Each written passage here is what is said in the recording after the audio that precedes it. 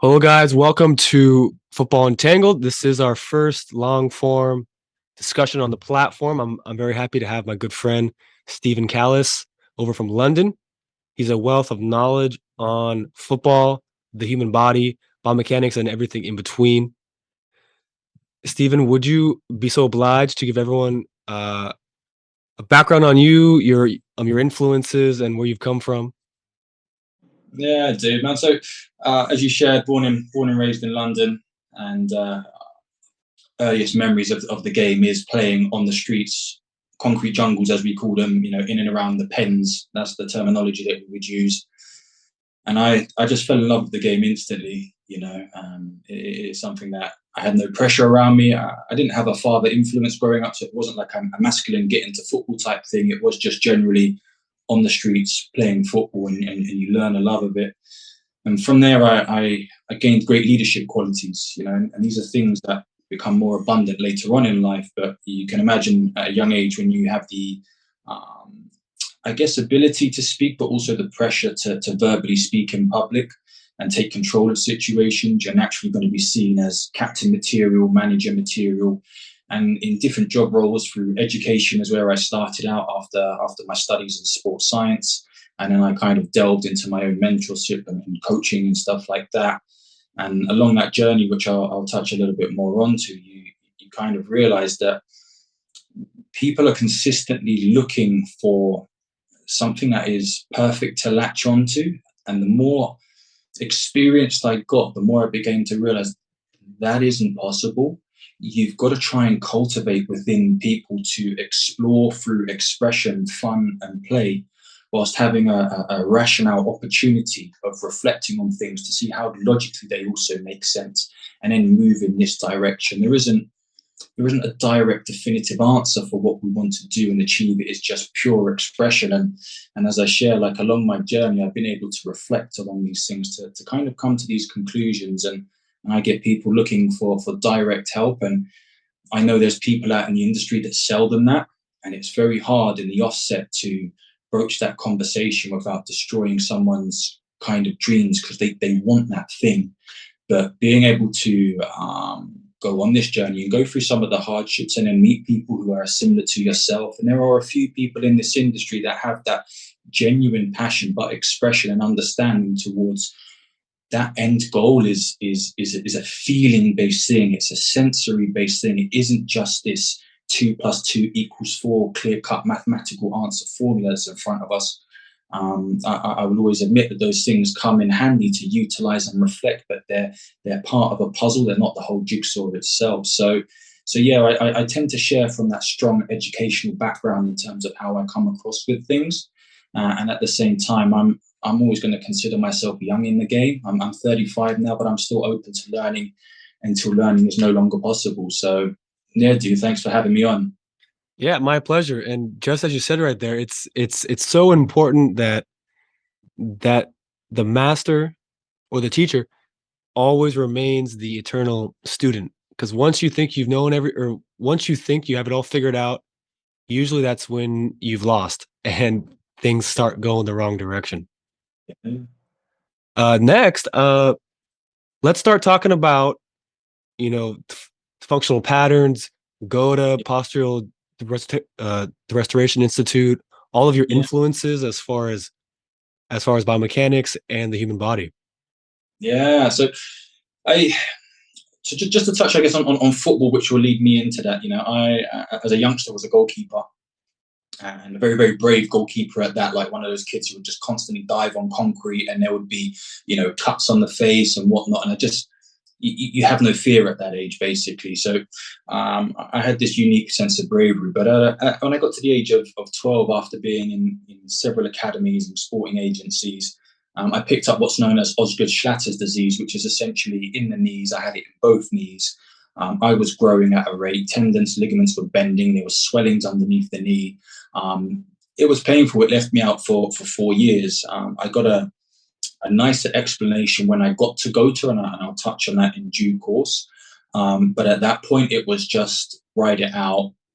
Here are some insoles that might help your flat feet, quote unquote, flat feet. And I missed a large portion of the game that would have or could have allowed me to excel. Like, bearing in mind, I was fully aware of that there was a lack of English goalkeepers at the time, and England were coming around and they were observing what I was doing. So there was potential opportunity, but in every, I guess, downfall, there's an opportunity to learn and become that little bit more resilient and understanding. And when I got to the age of 16, I just wanted to run around and play, and I didn't have a position because I'd never really played on pitch before. So, I was 6'1", quite a big guy, got put up front, quite enjoyed it, and then just joined the grassroots team. And, someone said, "Oh, do you want to play centre back?" And I paired up with this guy who Peter Ford was his name. He may at some point listen to this, but he was the Marcel Desailly to the young John Terry. I mean, I'm a huge Chelsea fan. I came in and he schooled me on what it was to be a centre back. And I'd worked my way back up to semi-pro level, which I was extremely chuffed with to change position and get back into that position.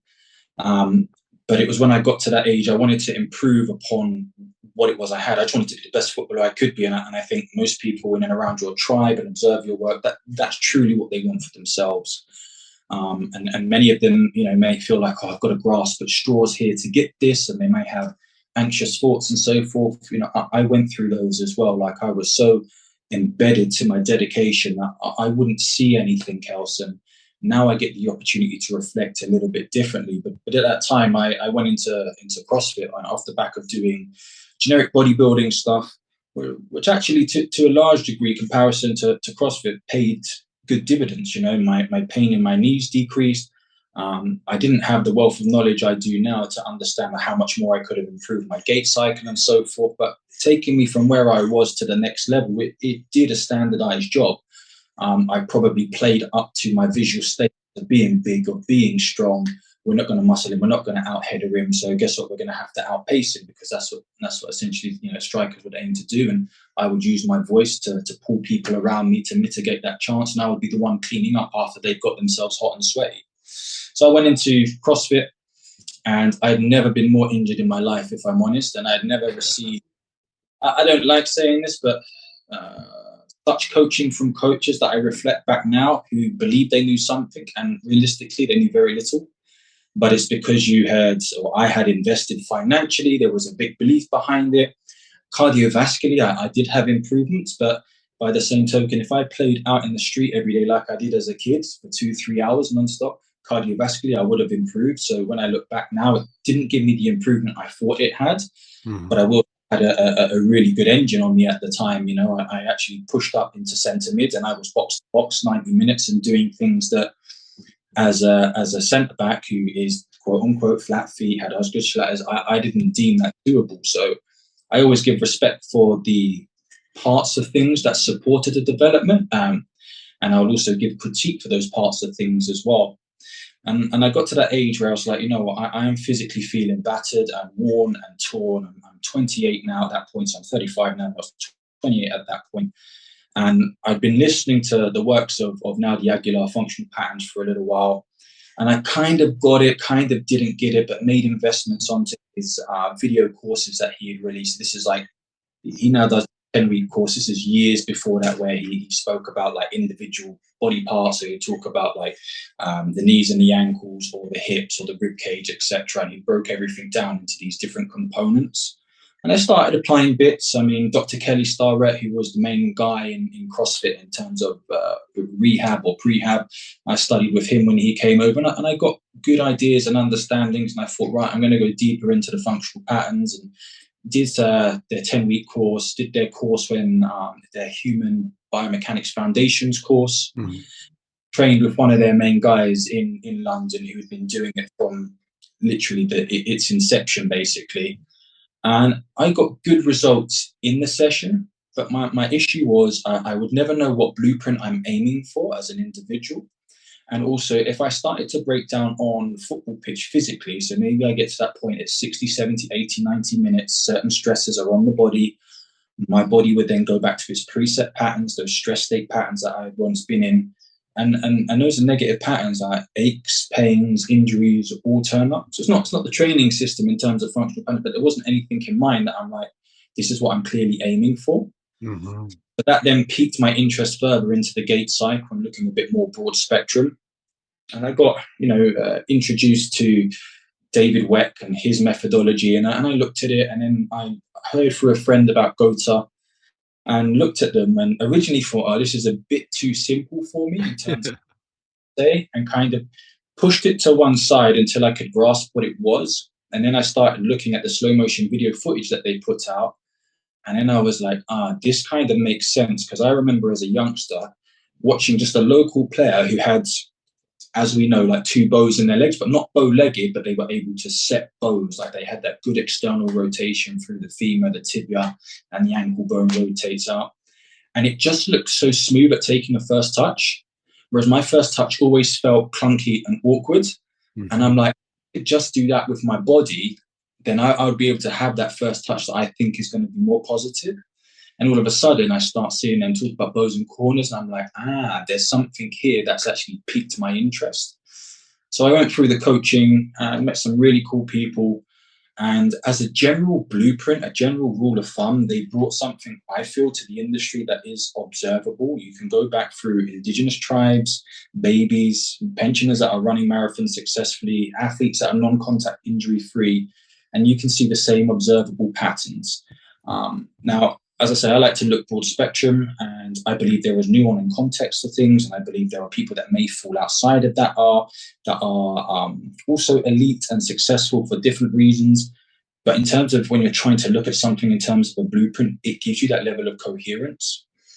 And then you keep looking at a little bit more, and that's where I was looking into the breathing and trying to understand, like, why is it my one side of my rib cage flares a little bit, the other side doesn't.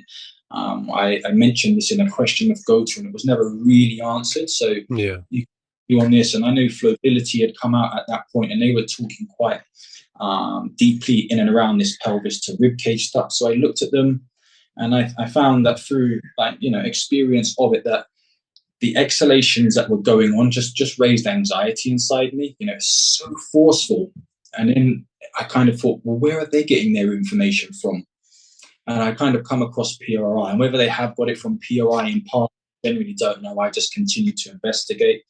But the beautiful thing about PRI is that they look at the body for the asymmetries that have naturally occurred within us. So the fact that one side of the diaphragm is different to the other, liver sits on one side, heart is tilted on one side more than the other. And from there, you can then gauge, right, if the diaphragm is bigger on one side than the other, that gives me an understanding as to why I may have these postural adaptations throughout a period of time, and why I can't force and weight evenly throughout the body. So by applying a period of that into my training, and then linking it in with what I've learned from Gota and more deeply about the spinal engine, and looking at the studies back there, it's things that have just allowed me to excel. And I'm fully aware that there's continued deeper information. There's things like the vestibular ocular system, the eyes and the ears, where one eye tracks differently to the other. And they're all really, really cool things. But the idea is to bring something to the table that people can grasp, feel the benefit, and then get back to the game, because that's what it's about for me. I'm here to play as long as I'm possible. When I get to the age of it's walking football, that's exactly what it is for me. It's going to be football. And everyone I get to speak to in and around the footballing industry has those same values and ethics. They just want to play the game as long as they possibly can for as best as possible. So it's a little bit about the teachings in there. I think I would be highly disrespectful if I didn't mention pull check. I've been studying pull check since the age of 19 when I first got into fitness. And it's not necessarily the system that he brings to the table. I've gone through components of his systems. I've trained with his check master practitioners and stuff like that. But it's how he pieces things together. It's how he allows his brain to think broad spectrum. It's the level of study that he brings to the table. A lot of conversations that can be had. People can be quite wishy-washy. When you listen to Paul Check, like, there's so much that backs up what he says. You're like, do you know what? I give you the utmost credit in this industry for dedicating your whole being, your whole life to the betterment of human beings. And he's got clear-cut evidence for that. It's just, for me, when I look at things, I want to relate it directly back to football, and you end up building your own system of systems, which I think is what I've learned most from him. Fantastic. Yeah. There's a few things that I wanted to on the touch on there. First was the blueprint idea. I think it's so critical that no matter what system or way of thinking in terms of football or athletics or performance, whatever, you need to have a blueprint that you're working from. You need to you need to be working backwards from what's already working, right? Yes. That's one of the most it's so simple, but yet so uh overlooked is actually learning from someone that is already achieving what you want to do. And that's why I like that's why I think Goda is in the right direction because they're actually working backwards from multiple demographics that are having high performance results. That's why I think all the fascia work is so important because we're actually working backwards from what we see existing currently in top athletes of all sports and obviously all across nature. And the other go ahead. No, I was going to say I fully agree in terms of what you're sharing about a blueprint and also kind of reverse engineering from observing nature. I mean, there's I'll touch upon a little bit more about like elite strength and conditioning, but a lot of them miss out the actual science of observation of actually what's truly going on now in time and space. The observation through them is through one lens. I think it's an important lens when they break down biomechanics and so forth like that, but how can you miss what's clearly in front of you? It's strange to Yeah, that's one of the largest conundrums that we see across social media in almost any industry is this phenomenon where an individual will believe a headline or a piece of paper over what they're physically experiencing in real me. life. That is that's usually what separates people that are kind of stuck going in circles versus the ones that are actually chasing down some form of truth. 100%. 100%. We as humans yawn for a reason. It's because we're tired, but so many people will ignore that. It's the body giving you a clear cut sign something's going on, and yet we'll ignore it. And so, if we do it to ourselves as human beings, we're going to apply that as a general rule of thumb everywhere else. We're just going to ignore what is truly in front of us the whole time.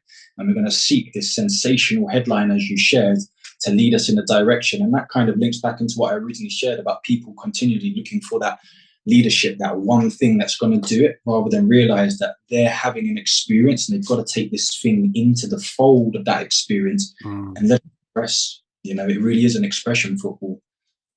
Yeah, football is an expression of your potential as a human, your creativity, your ability to function at high speed under high demand is something that we don't really have very much nowadays anymore because there's not as much the physical danger in our life, but there are other forms of danger, online that can have mental effects, and then there's the physical things like sports that have taken the place of warfare and hunting and all those kind of things.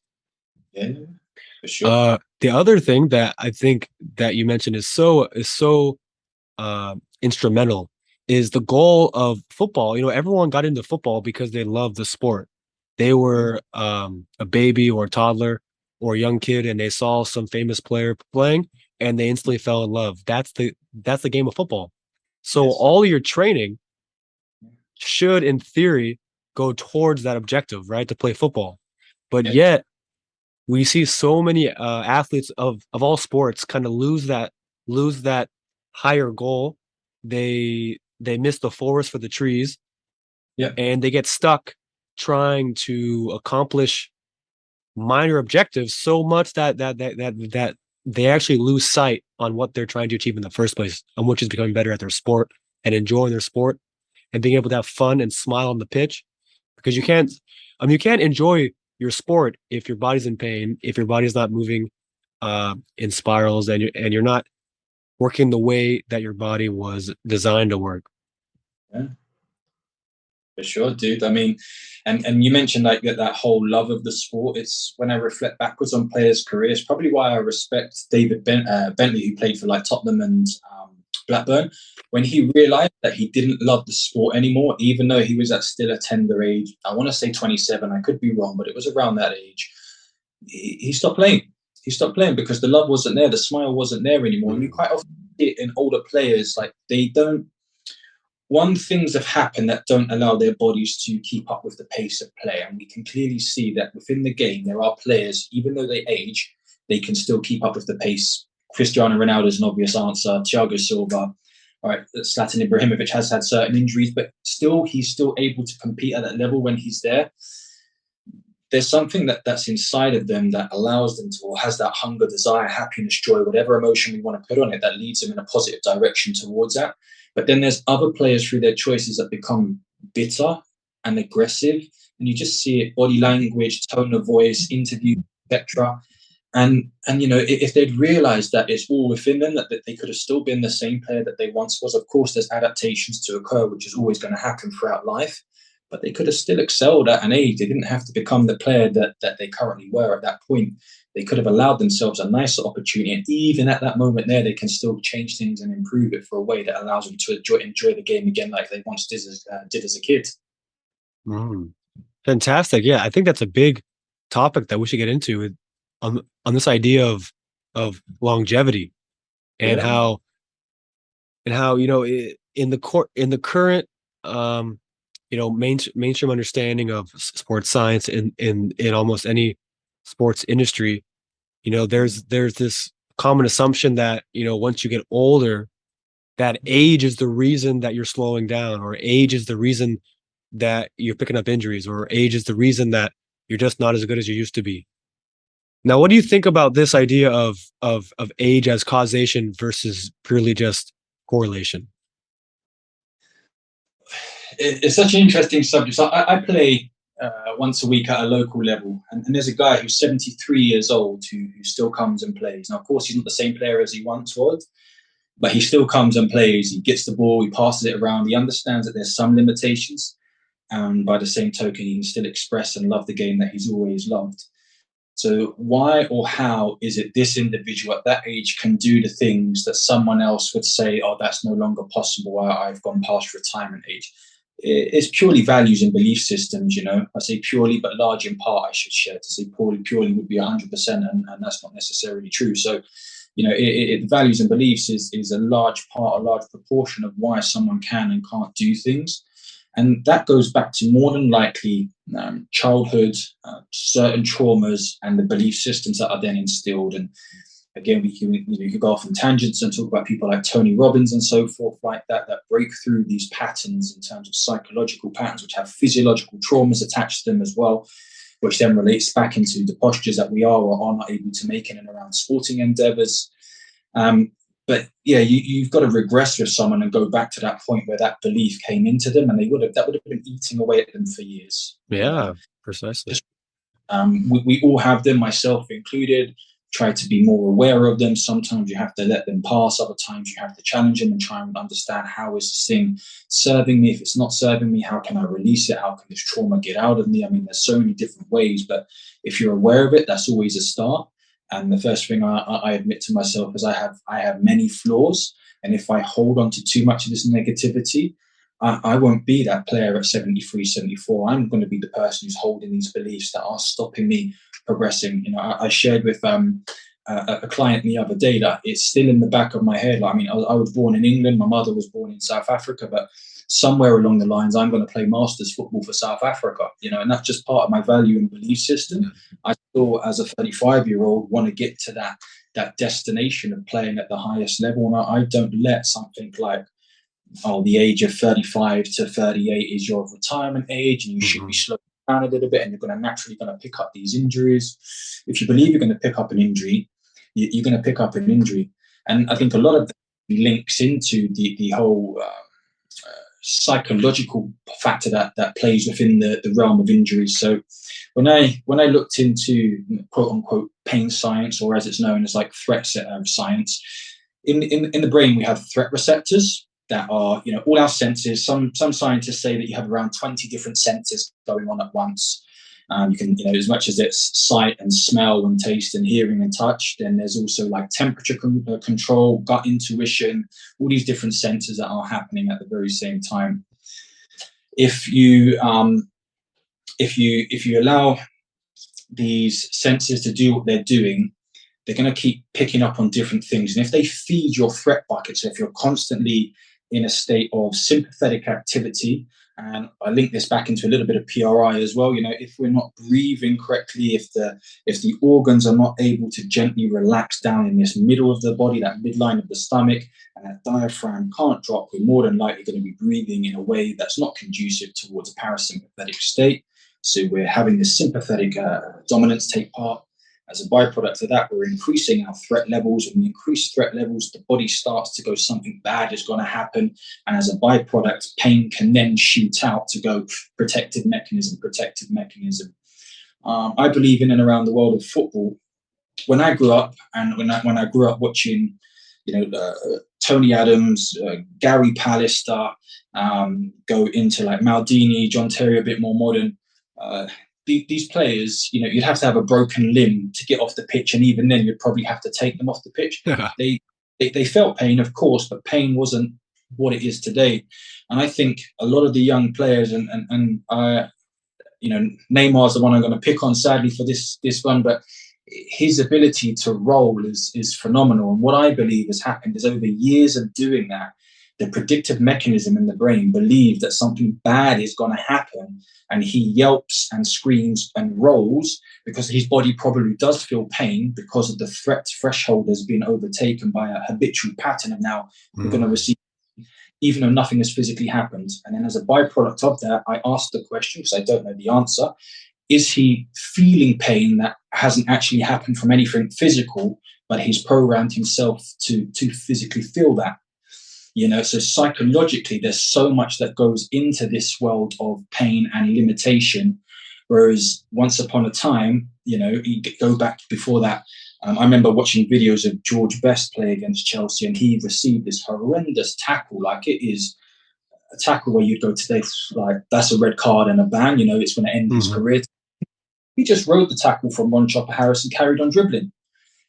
Because his brain, it just didn't compute to him that was a rule that was there in place to him. So therefore, yeah. So it's interesting. I don't want to go too much into it, because I'll keep going on and on and on. I absolutely love this stuff, but that psychological part plays such a huge role, let alone the physiological part or even the emotional traumas.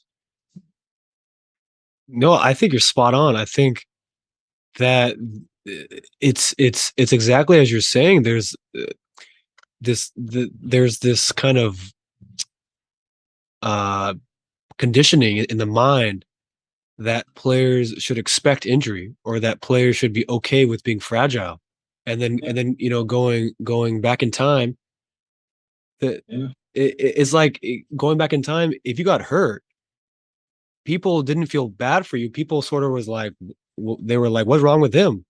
Like, why are you getting hurt? Like, and it really shines a light on the I guess transition, or the changes that so-called modern football has instilled in fans and players alike, where we think it's like normal for world-class athletes worth tens of millions of dollars to be falling apart on the pitch with no one around them. Yep. I think that's the biggest like shock that people are almost accustomed to nowadays, which is somewhat sad. Yeah. So let's talk about what's going on in the football world, Stephen. Like, what do you think? Because I know that there is a what I would call a silent injury epidemic all across all levels of football. I think the first thing I like to do myself is take into consideration the factors I will never know and not be privy to. And at any one given time of any player, I will not know what thoughts or feelings they're going through, what neurotransmitters or hormones are currently floating around their body. So I'm always aware that my observation is open to continual improvement. So what I say isn't 100% or anything like that. But I do think the mainstream and youngsters have got it a lot worse now because of social media. Certain training systems are just not conducive towards the end goal, and as a byproduct of that, they push themselves, and I reflect on myself in CrossFit. I pushed myself in a way that really had a very limited, small correlation towards what the football fields relied on. And it was lift heavier, lift harder, lift more, that kind of mentality that goes with it. And there is great verbal awareness within the industries, and people, now pay attention to stuff that you put out and similar people in that light. But by the very same token, they will have this emotional turmoil on the inside when they go to the gym with their friend and their friend does the thing that they know or that they've been educated on, I should share, is not beneficial towards the end goal, yet they will still go and do it. They won't have any awareness about their body in time and space, and they're applying these loads onto different things. And part of it goes back to values and beliefs. I'm open for that. But at the same time, I'm going to cross-question that is like, if players value and believe in their coaches, and then their coaches are getting them to do certain exercises, i.e. where the knee is in a valgus state, why would they still get injured from that valgus position? So I'm kind of cross going against what I'm saying in terms of limiting factors against values and belief, but they will still go and do that thing that they're not really aware of, and then all of a sudden it's, ow, this hurts. And they just keep doing the same thing, or they go on this merry-go-round of, I now need to go seek this person because in the NHS over here, I'm going to get my free physio or MSK referral. And they just do these stretches. And then the doctor said, also take these painkillers over here. And that becomes your cycle. And that's the first step of a vicious cycle, because a few years down the line, that's an MRI. That then becomes a corticosteroid injection. That then becomes the fact I need an operation, replacement, whatever it is. The real truth is that people have got accessibility to knowledge. And what I share with everyone who listens is just ask better questions. Keep asking better questions. Like you'll get something, you'll hear it on there. Do this one exercise and you'll get this fantastic response. Okay, let's ask better questions about that one exercise. What's the position? What's the benefit is that going to bring me for? How is that improving my gait cycle? How is it I'm going to become more confident there than if in comparison I was just doing something on the football pitch? Like there's so many more intelligence that these youngsters can ask. And I think that plays in part of it is that they go to, I don't even want to say the word gym, but they go to an environment that is conducive or not conducive towards a behavior that leads them towards their end goal. So I don't want to attack specific like the gym industry, because some people do get great responses there. Some people do. It's just that they're not asking better questions to get to better results, because there are more beneficial things that can be done, more root level stuff that can be improved. Your strength as a player, Diego Maradona, Lionel Messi, didn't come from that environment. George Best didn't come from that environment. Ronaldinho didn't come from that environment. Zinedine Zidane, Thierry Henry didn't come from that environment. They came from playing football, and every single ounce of strength that they have came as a byproduct of how they lived their life growing up, and then the challenges that they had to face in and around family environment, but also in and around that football pitch. I guess, again, it wouldn't be fair to go to the polar opposite. People always draw upon Cristiano Ronaldo. There are certain things that are physically going on with Cristiano Ronaldo that are not happening for you and I.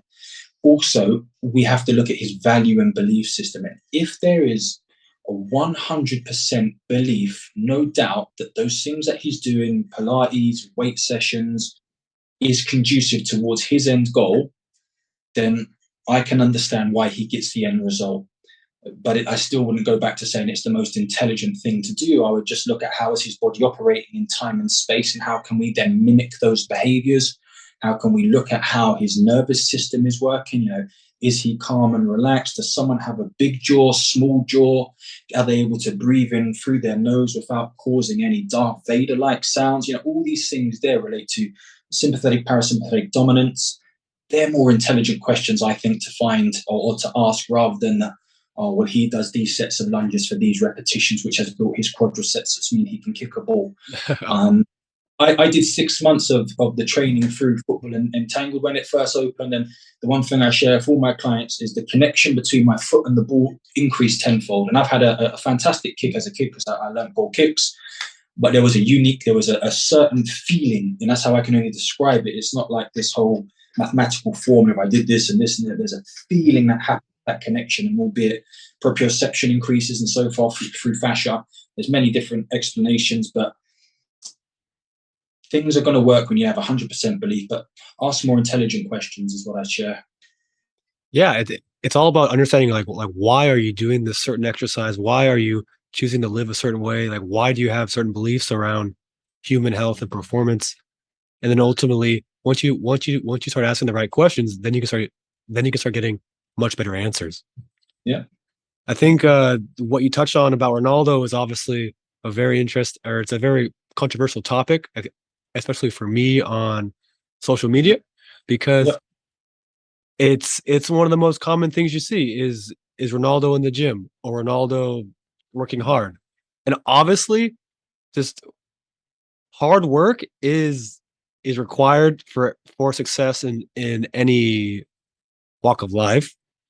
But if that hard work is applied incorrectly and you lack the unconscious foundations that someone like Ronaldo or Messi or any other top athlete of any sport has, then you're usually going to get bad results and then get tossed into that cycle that you were talking about, the cycle of kind of that cycle of whack-a-mole therapy where it's like oh my knee and then my shoulder and then my ankle going in circles, always like chasing the symptoms and never understanding that what is the root cause of the problems in my body. Do I actually know how to breathe correctly so that I can actually relax at night? Do I live in a way that helps my body recover, or do I live in a way that's actually constantly sabotaging the health of my body? Yeah. So fascinating. I think let's uh let's shift from the problems of the football world more towards what is this optimal state, this this dream state of a footballer that every aspiring and professional footballer should be striving towards. What do you think separates the most elite footballers from the guys that are just kind of making it by? There's, I looked at this from two ends of the spectrum, and the first one kind of relates into the art of the game. It's players that make it look effortless. When the game is at its most intense peak, moments, they're the ones who are able to make time stand still essentially with how they play. There's such virtuous moments in the game, and they defy logic with what they do and how they do it. You go back to a young Messi of a 17-year-old, and he picks up the ball on the halfway line, and he's in and out of 6, 7 players, and you're like, how does one do that? Even the most experienced of players that would have been playing on that wing their whole life, they don't get that moment. And you turn up at the age of 17 and do that. So they defy that logic. They defy common sense. They represent an art form essentially. They write their own rules. And as much as these they're not physical things for people listening to cling on to. It's because I go back to what I shared earlier. It is an expression, and more often than not, we hold on to too many things, ideas, thoughts, perceptions, emotions that stop us truly expressing. And we've all been in that moment where we have expressed, and there's been that euphoric feeling and something miraculous. We've done this series of stepovers and skinned a man and gone, where'd that come from? Because you've expressed without thinking. It's just naturally happened. All your senses pulled together at the same time for you. So I always share them through like the training, apply it, and then take 3 or 5% off of it. Don't get too mentally bogged down. Although we want some specifics, feel your way into it, connect with the motion, and then turn up a little bit of intensity so the nervous system can understand what intensity you want to go to. But don't get too bogged down up here, because this will stop the majority of the art form from happening. So in one sense, that is the elite level footballer. On the other end of the spectrum, I've got to respect that some people are brought up in that logical environment. So even if I look at growing up in England to maybe someone growing up in Brazil, and the enjoyment of the sun and the beach and that samba style and everyone just doing kick-ups the whole time, you can go, wow, I understand where a level of flair and confidence comes from. If I look at someone from England growing up on a concrete ground, it's cold, it's wet, it's gritty. You've got all these factors that say my world-class athleticism is going to be a hard tackler. a great leader, a physical player. So then you can start to look at those players, Rio Ferdinands, John Terrys, etc., and go, do you know what? In your field, you are also world class. You've had an extensive career. It's just that when we're looking at the top of the top, what we want to see, where we gain our enjoyment, and again, that word enjoyment is down to each person. There's nothing like watching Eden Hazard at his peak, pick up that ball, roll a person, the next four, 5 done. Lionel Messi doing the same thing. Ronaldinho smiling, going, that is an elite defender that you just flip-flap, looked the other way and knocked it 30 yards in. How?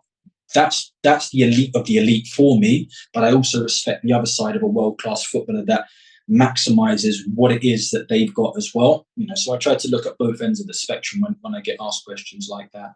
Mm-hmm. Yeah, I think it makes perfect sense where you're being world class at whatever your job is on the field. If you're a center back, it's definitely not your job to be going past 5 players and trying to score every time. But if you're a winger, that's your job.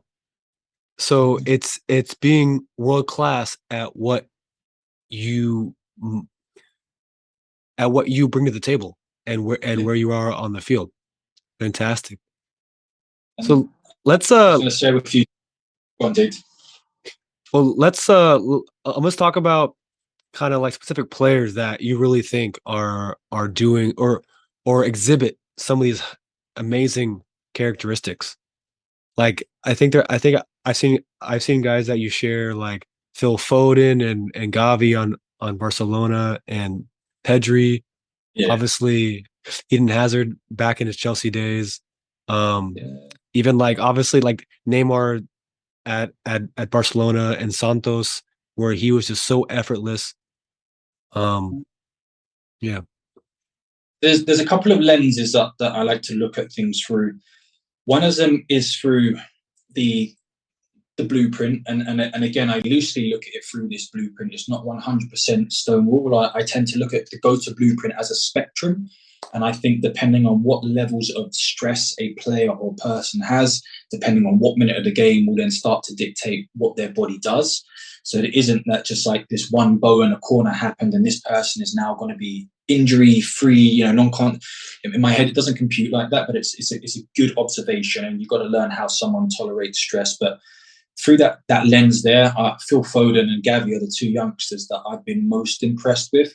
And it's because they've been able to, and Pedri is one of those, we'll discuss him in a second, but those that display the prominent go-to attributes, they've come into this game at such a young age. And I guess the difference between the Messis and the Cristiano Ronaldos going in at their age and these 2 youngsters coming in is how glorious and brutal the world of social media can be, yet they're still thriving in and amongst all these things.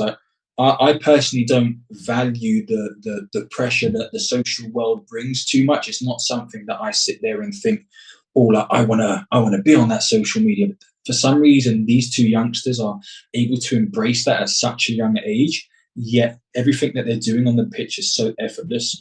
I mean, Gavi, if you just watch, he's always got a relaxed jaw. He's always got a tongue in the cheek, that's just, he's playing with people, in my opinion, when you're showing body language like that. He's having, his laces are undone the whole time. That defies logic in my head. Who does that stuff?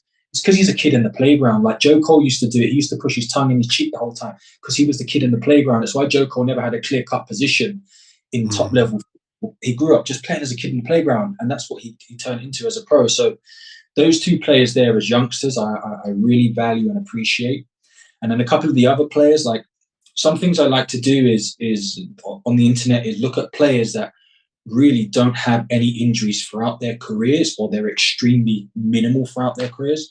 And if you watch Cesar Azpilicueta, I think missed in 10 years of football for Chelsea, 3 matches through an injury. I knew he tore his hamstring in the cup match against Arsenal, but that was the last game of the season. But that was an injury that he picked up through non-contact. And aside from that, I think it's a couple of games through knocks, and then he's had an illness. So he had his meniscus, I think it was his meniscus tear he had back in Marseille. And ever since then, and that was a contact injury, I believe, he's pretty much been non-contact injury free that whole time. When you observe him, he falls into the go-to traits more often than not. Mhm. Aware of these extra things that he does in his life. He's a big purveyor of meditation, of mindset around games. He's an excellent leader, in my opinion, and so forth. So he can settle those in and around him. He's aware of his responsibilities. He ticks many boxes at the age of 32, and I can see him playing until when he wants to play. In terms of that, then you go Lewandowski, Lionel Messi. They're right up there. Go-to-based players. Minimal injuries. Okay, Lewandowski, yeah, he does gym training, but he's got a foundation inside of him that can tolerate that. He may have a belief system too that tolerates that. Yeah. And then I was going to share with you, there are a couple of players like Reece James and Trent Alexander that fall into this GOAT spectrum. But the problem is that they've got traits that are showcasing things as to why they get injuries, and inside ankle bone high, inside ankle bone low, pronation, supination of the foot. There's many different discussions and arguments that can be had, but what is seen is those ankle bones are getting lower, and as a byproduct, there are knee and hip injuries that are occurring, or ankle injuries. So whether it's they don't have the correct mechanism for this whole resupination of the foot, that's one argument. The other one is just more blanket look at it in terms of inside ankle bone high. They fall into the spectrum, but they're the ones that are starting to fall away from it now.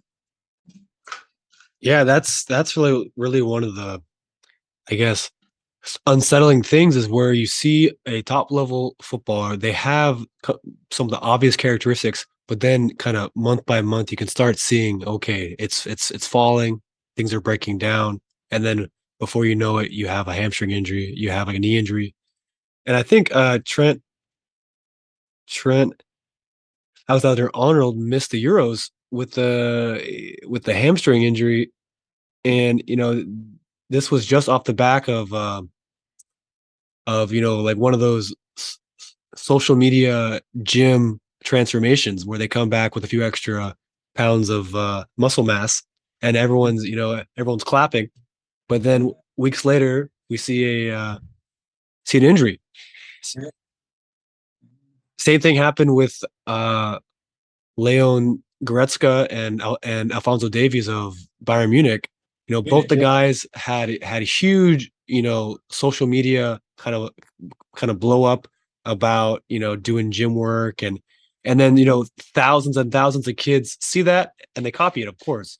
But then what goes under the radar is months later, we see ankle sprains, we see knee injuries that are just mysterious. Yeah, and as I say, it kind of goes back to what I'm sharing earlier. Is their training conducive towards the end goal? I think if we ask more intelligent questions, the answer is no. Some will turn around and say, oh, but they haven't trained those weakened positions enough. But then there's evidence of other players training these weakened positions and still getting those injuries. Pogba being one of those with his meniscus and training in a valgus-based position of the knee. Right nor wrong, who necessarily knows? But what the end result has been is an injury. And surely there's observation out there that will enable us to see maybe there is a different way that you can apply the observation to the body to inherently make it, quote unquote, stronger, to then last in these moments, or for your body to revert to these patterns in time of need more often than not. Because although we haven't seen the video footage of Pogba getting injured in his Juventus training, from what I read, it was a case of he said, my knee is hurting. So it then says it's non-contact. It wasn't like a tap on in. They did the scan on it, and then it's the meniscus tear. So he has to have the operation, which is telling you from how he has a relationship with his environment and things that he does, something isn't computing right. Yeah. And you ask more intelligent questions. Okay, if we do, guess what? We can apply better layers of training into your body, so it can hopefully, and that's all we can do is work towards hope, is that it reverts back to these patterns in time of need. But again, there's many things going on within Pogba that I will not know about, and I have to take that into consideration at the same time. So it isn't just a one thing fix all from my observation. It's just an observation that can support a bigger picture. Yeah, precisely. I mean, every pro footballer has things going on that no one knows about. There are thousands and thousands of factors inside the mind and the body and your environment. There's things that no one knows about because modern science only knows so much, as well as even ancient knowledge. Yeah. But like I'm looking at someone like Pogba. He is a footballer worth millions of dollars, Yeah. and then yet you see someone like him spending a few weeks in Miami in his off season, Yeah. doing training that not necessarily is going to make him a better footballer or help prevent future injury or even deal with previous underlying muscle or even emotional trauma from older injuries. Yeah. Yeah. Yeah, so it's just one of the biggest conundrums I see in the football world is when a pro footballer, their body is their job, and without their body, they lose their job, eventually, obviously. And it's they're making micro investments against their future. They're not putting themselves first. They're not taking responsibility for their health and function by like you were saying, answering or asking better questions. Yeah.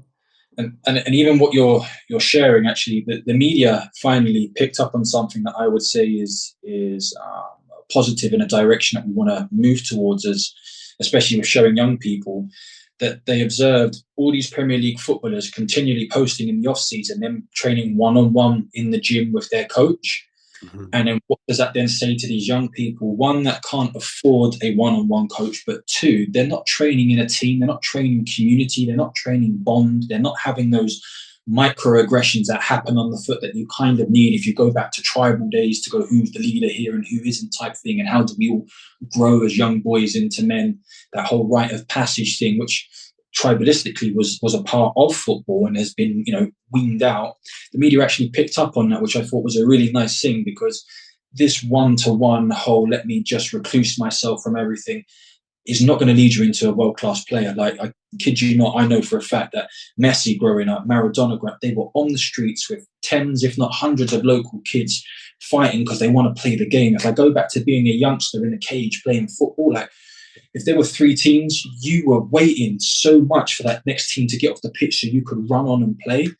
We weren't in isolation going, oh, let me just go and kick the ball against the wall and do this with my one pick. No, you were in and amongst it because it raised something inside of you that you can very rarely raise inside yourself. Yeah, that is a hugely important point that you bring up.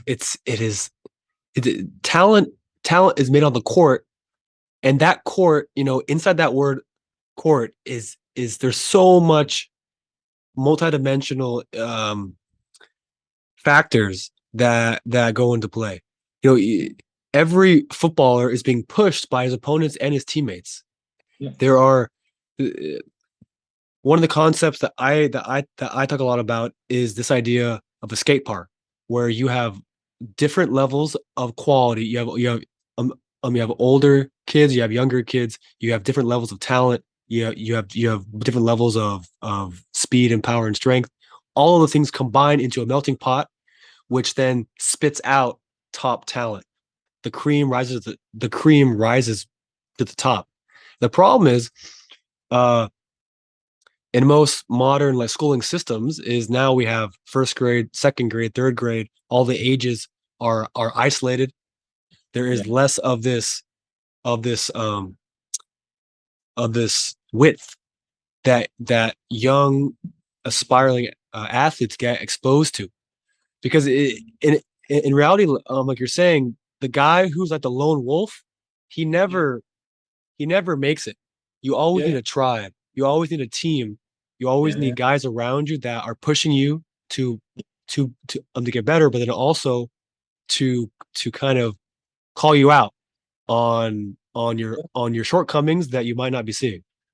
True.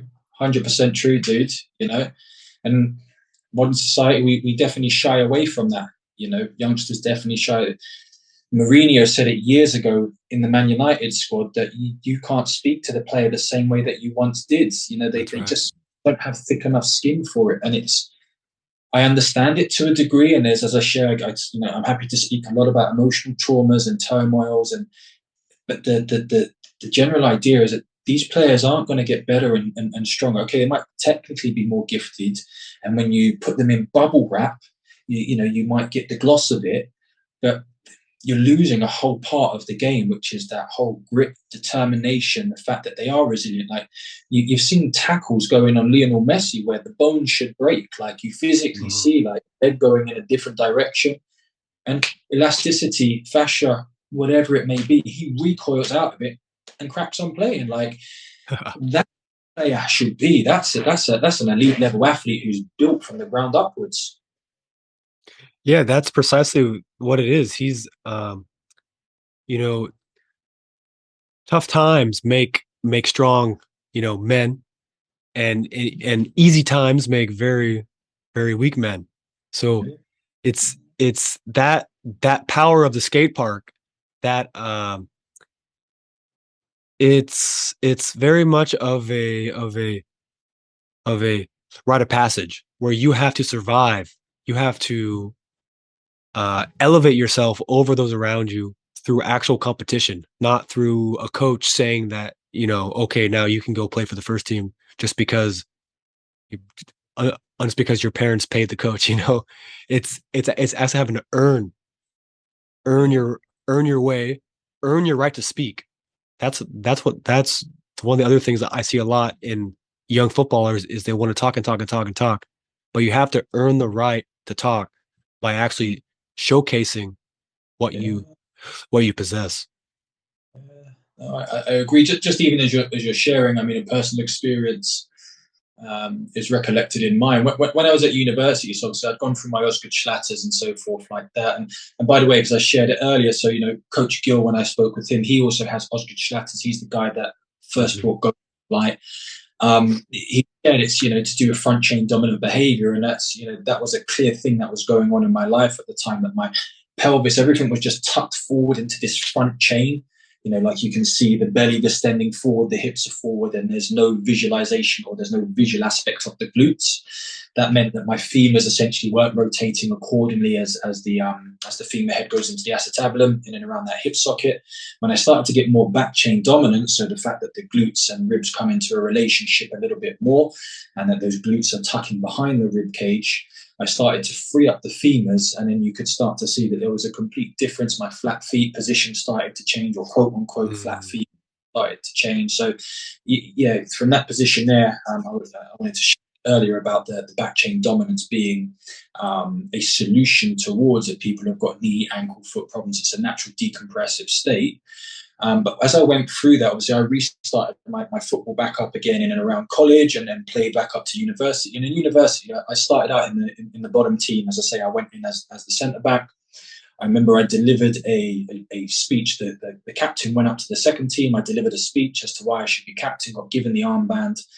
In my second year, I got called up to the second team. And in my last year, I got called up to the first team. So there was things that I was doing. There was clear progressions in place. And the thing that I value the most is that even though I didn't have the captain's armband anymore, I was still referred to as the captain by the international players because of how I used to talk and communicate and push players into position. Like, I could use my language all day long. I knew my strength. So I wanted to share that with you. What you were sharing kind of brought up that memory there, and the fact that, I didn't have the armband, etc., but I was still seen as that leader, as that player. And it was because I used my language. That was my inherent strength, and it's still my most inherent strength. Of one is I can read the game. I can absolutely just read a game, and that came from me being the goalkeeper as a kid. Because for 90 minutes, what I wanted to do was speak to my defenders to tell them everything that was going on. So if the ball was played over the top, I wanted them not to think about anything but to turn and sprint, and then for my voice to be able to turn around and say, "Play the ball to the right," or "get rid if need." They needed to trust my language. So I learned to speak for 90 minutes as a kid in goal. I translated that onto a centre back, and I just used to speak. And the thing I wanted to do was ensure that I was well protected, because as a centre back, if something was coming down my throat, it was more than likely going to be one of two things. I've got to take someone out if I don't get the ball, bearing in mind I know a weakness of mine is or lack of pace at that particular point.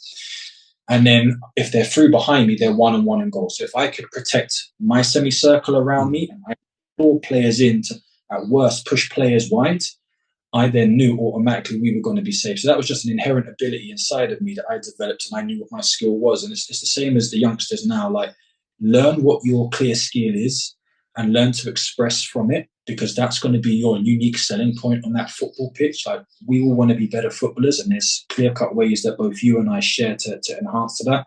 But everyone's got to take note of what they're extremely good at and really express it, because that's what's going to sell for them on a football pitch, especially when you've got scouts. You've got scouts watching. They want to see, what are you bringing to the table? Where do you excel in relation to everyone else? What is it that makes you, uniquely different? Like, there's no point in trying to hit 3 or 4 step overs if that's not your style.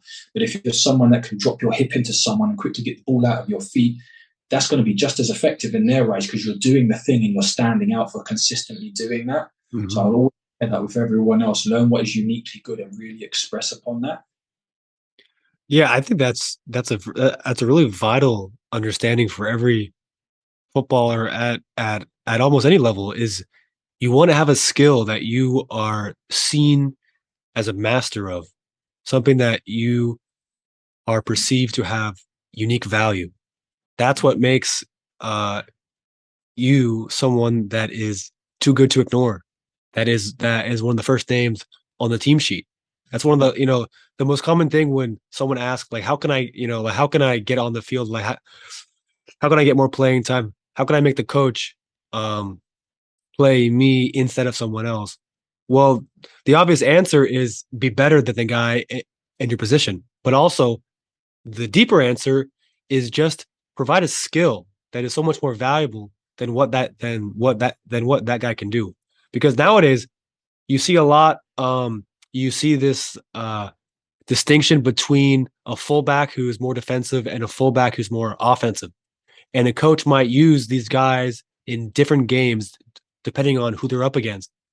And so if you can provide a skill even inside your position that makes you different from the other options your manager has, then right there you are on the field. 100%. 100%. And it's why even now Thiago Silva is still doing it. He doesn't have all the skills he once had, but his unique skill of reading the game, of organising others around him, gives him that central spot in a back three. So they're just focusing in on what is still elite about that man. Mm-hmm. Because if you left him to get isolated, he's going to get done for pace. That is what it is. But if you're going to understand what a player brings to the table and they continue to let that excel, there's no reason there should be a limitation on your playing ability. You should stand out for that one reason. And when your opportunity comes, it's because of that reason, is continually standing out. Yeah, precisely. I think it's just so vital that players take responsibility for their career, for their future, not only from a health recovery, performance point of view, and having the actual physical abilities to play, but then also once you have all that and you're on the pitch, it's pretty much up to you to make it happen. And the best players, the ones that are paid the most money, they're the ones that are the best at making it happen. You know what I mean? 100%. It's why Raheem Sterling is the highest paid player at Chelsea now. Is because the traits that he's shown, and again, he's another one. He'll be flown into the go-to-based observation. Clearly, back to and then injury resistant. If you look at his injury record over the last 10 years, he's there consistently scoring 10 plus goals, 10 assists. For a winger, that's what you want as a consistent return. Like, he consistently has brought that to the table year after year, and that's why Chelsea have chosen to make him the star signing of the summer, and why he's the highest paid player, and he is now the standard.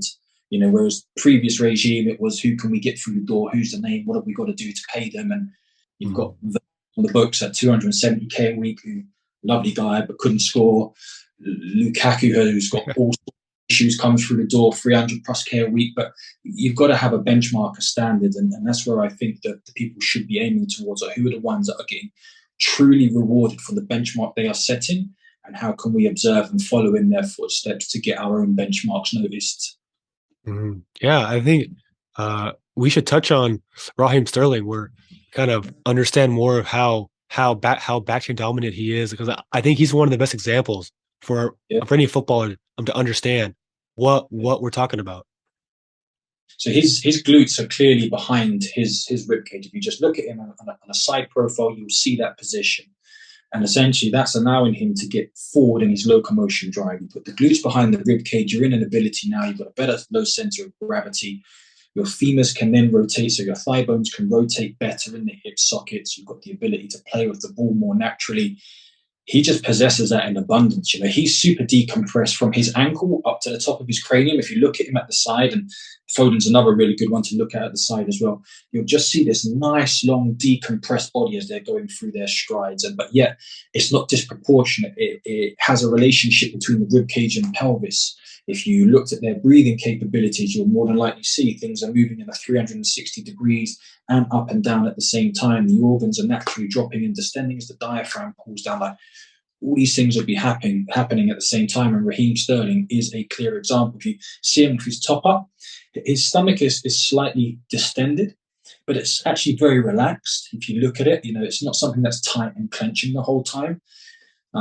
Most of us do have anxiety-based issues through trauma, and we hold a lot of this emotion inside of our stomach. So, you know, things that individuals can do are like, you know, self-massage and just trying to realize what is tender. And you don't press too hard because there's some vital organs underneath there. But it is about taking into consideration, if I can relax my stomach, then it can act more reflexively. And that's what Raheem Sterling does. Like, all his attributes are reflexive in nature. Like, he doesn't have to control them. They naturally happen. So if we can relax things that are too sympathetic in tone, and in this instance, that digestive system in and around the stomach area, we've got this opportunity for there to be greater internal communication, whether it's blood flow, nerve flow, lymph. We can then have a better communication system that works reflexively for us, and we shouldn't have to be thinking about these things. And that's what I shared right at the beginning about this whole gait cycle and stuff like that. We want it to be reflexive in nature. We want you to just do it, and whatever happens, happens. But if you can do it from a place of joy, happiness. I talk one-on-one with my clients a lot about the word love, and it's something that we can touch upon at another point. But it's a really high feeling on the inside.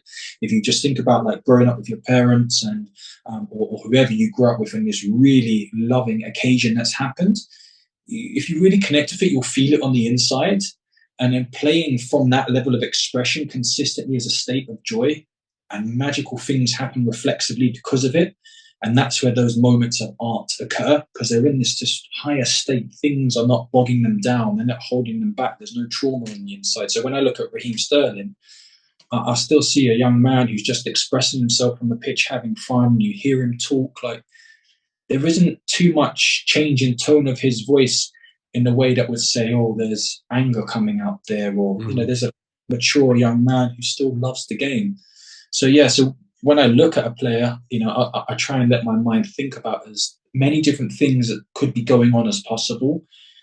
And then once I realize my mind is getting a bit too calculated, I say, time to relax and go for a walk and go out in the sun, basically, because you want to learn other things. This is really good fun. I mean, you and I talking and stuff like that is really good.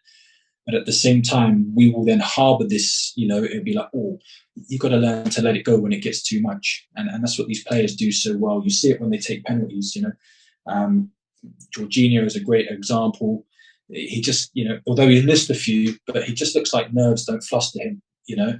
The way they step up to the ball, it's like, you know, how can you do that in 100,000 people? Like, you know, your nervous system must be so strong just to go, it is what it is. Like, you know, my body can handle it. Yeah, that's one of the really, really amazing things that is so subtle, but really does separate some of these top performers from average performers, is just the ability to relax, and this ability to stay calm, and to have this internal swagger, per se, where they just know that they can do it. And obviously, you know, like we can talk about, oh, okay, like it's just mental, but where does the mental and the physical overlap, and do they make each other happen? Because more often than not, yes, it's important to have the right mentality, but it's unlikely you'll have that without the physical. Yeah. And as you said, like, you know, I think like physically, mentally, emotionally, you know, in some people it could be the word spiritually or value and beliefs. Like, One is not necessarily ahead of the other, but some will take precedence in terms of direction that you're looking at. But we don't know the overlaps. One thing does clearly fall into the other, which falls into the other, but it is just about taking time to reflect, distinguish, understand, and then can I let go of it if I need to let go of it? So there's things out there like somatic shaking, even physical touch, massage, Ida Rolf, her fascial-based work and stuff like that, like all releasing trauma and excess emotions from the body. And then from there, you create this internal space which allows pure expression to happen, for us to be more reflexive in nature. And we see more often than not in these elite level guys, as I say, the Messis, the Raheem Sterlings, Lewandowskis, they just express purely from joy. Yeah, precisely. And I think it's a result of such a higher level of fascial tensioning, where the muscles are able to relax and let fascia do its job. Yeah. And also, I think you mentioned it a bit. I'm talking about Raheem Sterling, where on this idea of the core needing to relax in performance, and Yeah. it's so contrary to what almost every athlete of every sport is told, where the core needs to be braced and the core should be strong and the core should be tensed and be tight, because there's this kind of there's this need for people to feel that they have, good looking abs. And although that should be the case, but not from you just like squeezing your abs and doing a bunch of planks and sit-ups. Yeah, no, that's it. I agree with what you're sharing there. There's a whole psychological trauma attached to this tight core. Sit up straight, stand up straight, whether it's military, whether it's in school, you would have been hurt, hearing these things, or especially we did growing up in and around London, that there are things that would have been told to you and you think, oh, posture, I've got to be in this. And actually that's a very switched on position.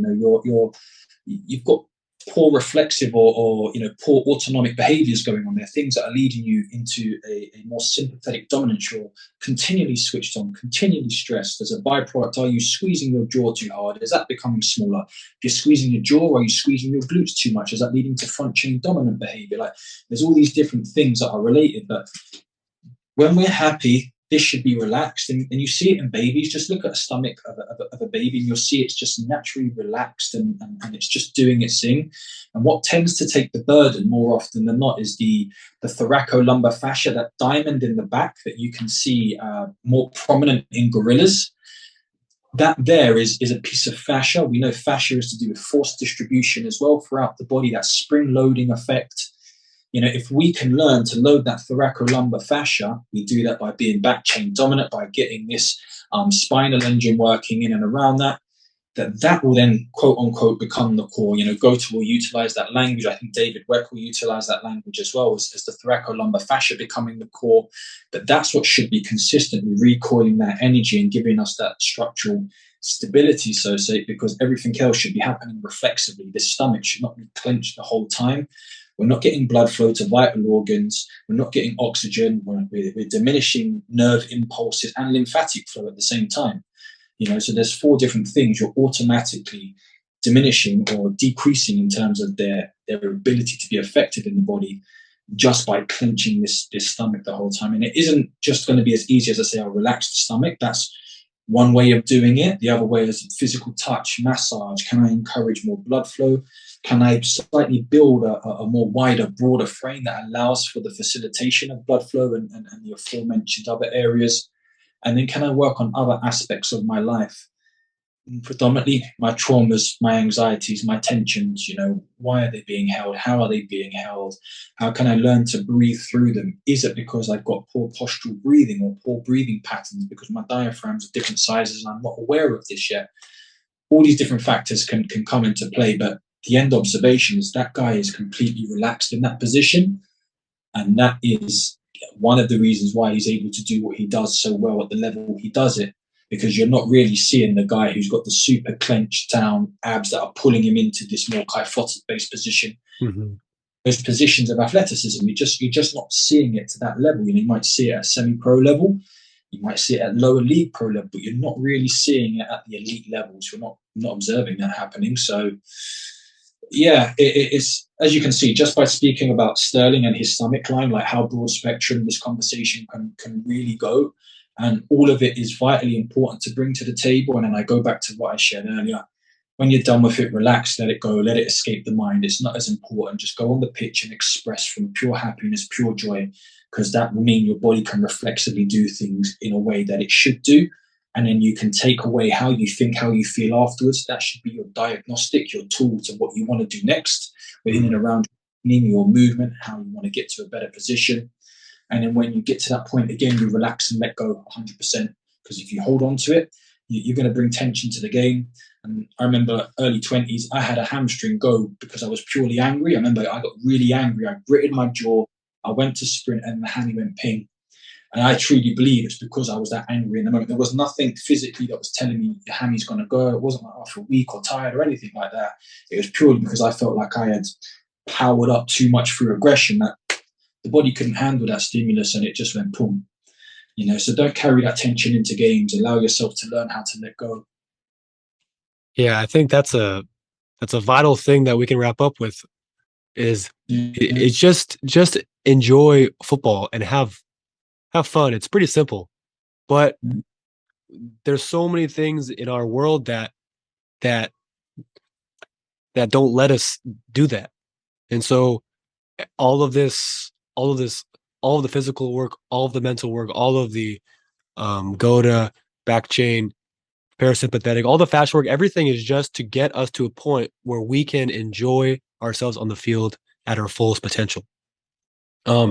It's been great having you on the first long form episode, And Stephen. I've really enjoyed it. Thank you for inviting me and anything that I can continue to do. So people got questions and so forth like that, fire away, because that's my number one thing is building relationships and engaging in interesting conversation. I think that's how I'm challenged, how I grow, and I hope other people can take the same from those conversations. Yeah, I'm looking forward to something that we can work together on inside the tribe and bring together or bring directly to the Entangled tribe members. For anyone that wants to get in touch with you and get in contact, where should they reach you? Yeah, just on Instagram, I've got my coaching by Callis page. Yeah, more than welcome to go to the Football Entangled friend list and just type it in there, and you'll see it pop up because obviously we follow one another. So if you're unsure of the spelling, just type in coaching, and you should see that come up on your page. And drop me a DM. I mean, I'm not super active on the world of Instagram and so forth, but I engage in all my conversations on there. Um, I don't I don't value getting too stuck into the many different areas that social media has, but I do value the conversations. And I mean, that's how we got talking, was through conversation. So for anyone who might look at my page and go, oh, he doesn't post, 6 times a day and stuff like that. More about the people that are in front of me, and I'm happy to build that relationship. So yeah, any questions, reach out and we'll have a good old discussion. Yeah, fantastic. All of Steven's information will be in the description below, guys, if you're interested more. Um, Obviously, if you want to explore the interwebs of top class performance, I would recommend checking out the website footballtruth.com, where you can learn about the Entangled Tribe, the Way of the Natural, and all the amazing things that we're doing to try to revolutionize the football world one player at a time. All right, guys, thank you so much. Have a good day.